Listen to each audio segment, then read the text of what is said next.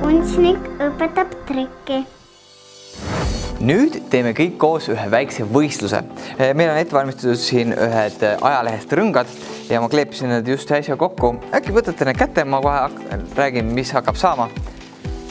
Te peate rebima selle 8 rõngaks. Just niimoodi lihtsalt siit niimoodi pooleks.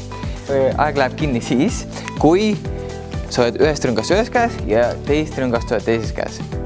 Kui sa teed nii, kõige esimesena, siis sa oled võitnud. Okay?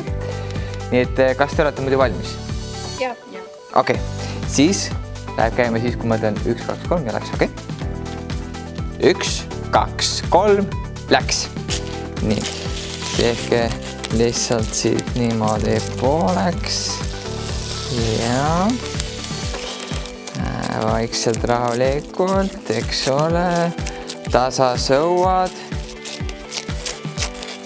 Kuskile ei jõua. Nii. Ja just ühte ühes käes, siis paneme aja kinni. Lihtsalt. Just nii. Just. Lihtsalt hoia niimoodi, et nad on eraldi, eks ole.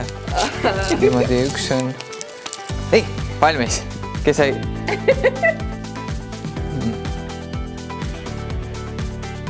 No, muskoinnik võidab alati. Kui tahad ise ka sellist maagilist mängu mängida, siis saaduse leiad ajakirjast Hea laps.